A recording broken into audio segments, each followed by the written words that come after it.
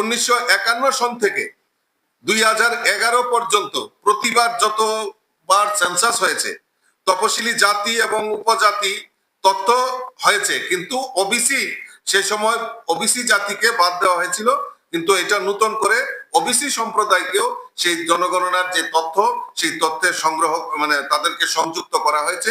আমি আবারও আপনাদের মাধ্যমে এই ঐতিহাসিক সিদ্ধান্তের জন্য আমি দেশের যশস্বী প্রধানমন্ত্রী নরেন্দ্র মোদীজিকে অনেক অনেক শুভেচ্ছা, অনেক অনেক অভিনন্দন জানাচ্ছি।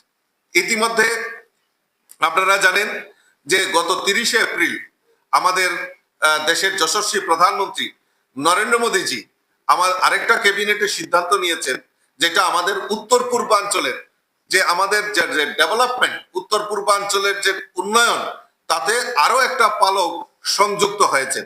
সেটা হলো হাই স্পিড করিডোর, যেটা মেঘালয় থেকে 5 গ্রাম আসাম পর্যন্ত প্রায় 166.80 কিলোমিটার দীর্ঘ greenfield high speed corridor NH6, তার জন্য আমাদের দেশের যশস্বী প্রধানমন্ত্রী একটি ঘোষণা করেছেন।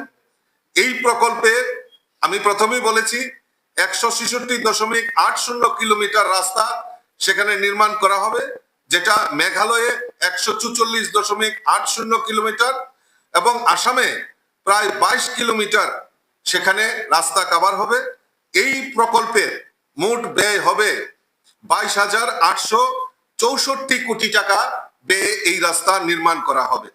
এবং এই রাস্তা নির্মাণের ফলে গুয়াহাটি থেকে শিলচর পর্যন্ত চলাচলকারী যানবাহন যেটা সার্ভিস আরো উন্নত করা হবে।